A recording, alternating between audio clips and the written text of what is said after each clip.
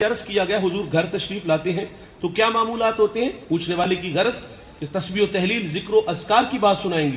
سیدہ فرماتی حضور جب گھر تشریف لاتے ہیں بکری کا دودھ بھی دو لیتے ہیں، کپڑوں کو پیبند بھی لگا لیتے ہیں، جوتا بھی گانٹھ لیتے ہیں۔ یہاں ایک سوال ہے، کیا یہ کام ازواج نہیں کر کے دے سکتی تھی؟ کیا یہ ڈیوٹی صحابہ اپنے کندھوں پہ نہیں لے سکتے تھے؟ او بھائی، یہ امت کی تعلیم کے لیے تھا۔ جو اپنا کام خود کرتے ہیں ان کی طبیعتوں میں عجز پیدا ہوتا ہے، اور جو اپنا کام خود نہیں کرتے یا وہ متکبر ہوں گے یا پھر وہ سست ہوں گے۔ آج کچھ لوگ جن کے پاس دولت کی فراوانی ہے، بعض اوقات وہ کہتے ہیں بھائی ہمیں کیا ضرورت اپنا کام خود کرنے کی، میرے پاس ملازم نوکر چاکر اتنے، گاڑی کا دروازہ کھولنے والا ملازم الگ، میرے بوٹ پالش کرنے والا الگ، یہ ہماری باتیں ہیں، مجھے بتائیے گا۔ اللہ فرماتے ہیں محبوب اگر آپ کہو تو ہم بتہ مکہ کو سونے چاندی کا بنا دیں۔ جس کے دربان ابو بکر و عمر جیسے لوگ ہوں وہ اپنا کام خود کرے، اور میں اتنا کمزور کہ اپنا جوتا بھی نہ اٹھا سکوں، تو یہ سوچنے والی بات ہے۔ حضور نے ایک وقت اپنے لیے رکھا تھا اور ایک وقت گھر والوں کو دیا۔ گھر والوں کو وقت دینے کے نتائج سنیے گا۔ سیدہ فاطمہ رضی اللہ تعالی عنہا نے والد گرامی کو سجدوں میں دیکھا تو سیدہ بچوں کو سلا کے مصلی بچھا کے ایک دن اللہ سے عرض کرتی، یا اللہ تیری راتیں کتنی مختصر ہیں، رات بیت جاتی ہے فاطمہ کا ذوق بندگی نہیں پورا ہوتا، اے اللہ ایک رات ایسی دے دے میں تجھے جی بھر کے سجدے تو کر لوں۔ امام زین العابدین فرماتے ہیں میں نے تہجد اپنے باپ سے سیکھی ہے۔ سیدہ زینب جب کربلا سے واپس آئی نا تو مدینے کی عورتیں افسوس کے لیے آئی۔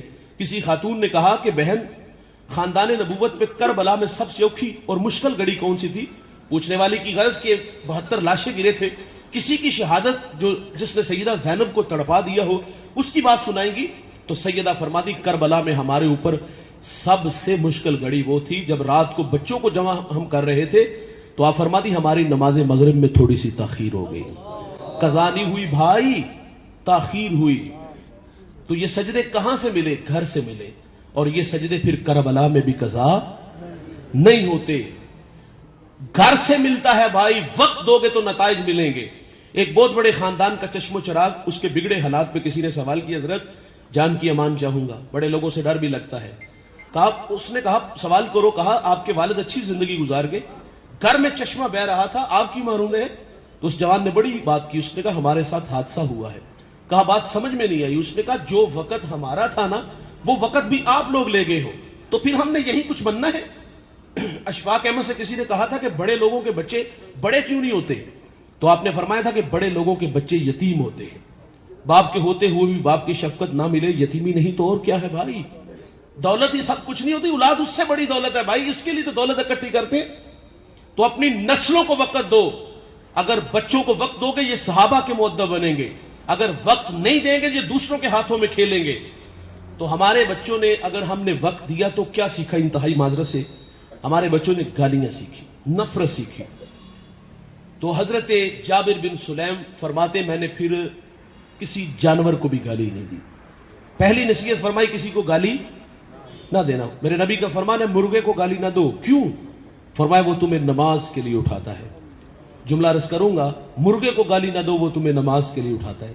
اور آج لوگ علماء کو گالیاں دیتے ہیں جو لوگوں کو دین سکھاتے ہیں، جنہیں استنجا کرنے کا بھی پتہ نہیں نہ ہوتا، جو منہ میں آتا ہے وہ کہہ دیتا ہے۔ بھائی جس کو مصلی پہ کھڑا کرو اس کی عزت بھی کیا کرو۔ دوسری نصیحت فرمائی جابر بن سلیم، نیکی کو حقیر نہ جاننا۔ دیکھیے ہم روزانہ گھر سے نکلتے، کئی بار ایسا ہوتا ہے ہمارے راستے میں کوئی روڑا پتھر آ جاتا ہے، ہم احتیاط سے گزر جاتے ہیں۔ میرا سوال ہے کہ ہمیں یہ احساس کیوں نہیں روکتا یار کہ میرے بعد میرا آنے والا کوئی مومن بھائی اس راستے سے گزرے گا تو کہیں بے خبری میں اس پتھر سے نہ الجھ جائے؟ تقاضا تھا اس پتھر کو اٹھا کے سائڈ پہ کر دیتے، یہی تقاضا تھا، لیکن بے نیازی سے گزر گئے۔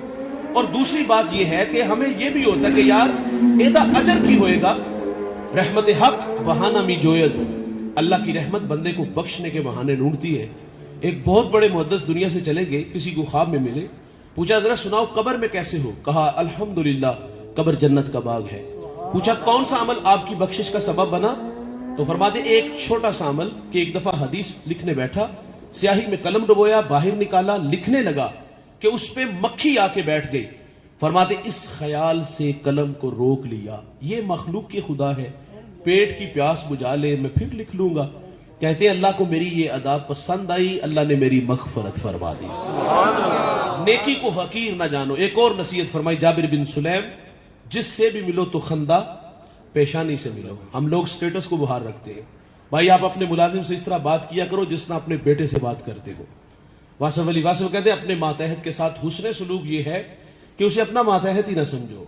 اور واصف علی واصف کا ایک بہت خوبصورت جملہ فرماتے بڑا آدمی وہ ہوتا ہے ایک معیار میں نے آپ نے مقرر کیا ہے. ہم سمجھتے جس کے پاس دوڑتی گاڑیاں فلک بوس عمارتیں بنگلے پلازے ہوں وہ بڑا ہوتا ہے.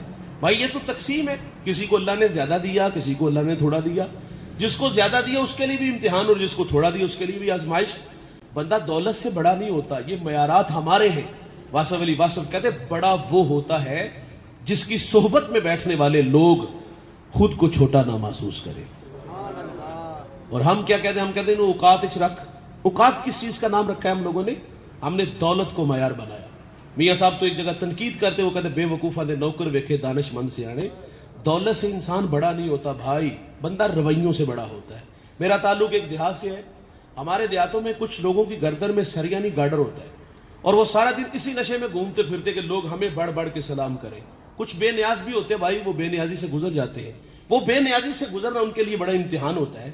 اور گزرتے لوگوں سے کہتا ہے کدا پتر ہے, او بھائی جس کا بھی ہے سلام پہل آپ کر لو. عزت مانگنے سے عزت نہیں ملتی, یہ بات یاد رکھیے گا.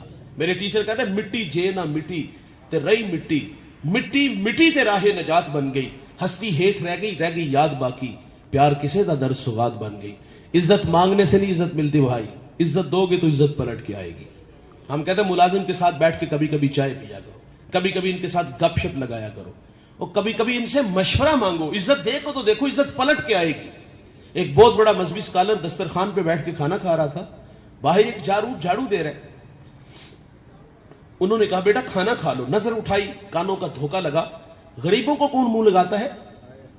غریب بھائی ہو تو بھائی منہ نہیں لگاتا, غریب بہن ہو تو بھائی منہ نہیں لگاتا. اور یار غریب بہن تو بھائی سے رشتہ لینے آ جائے تو بھائی کے تیور دیکھنے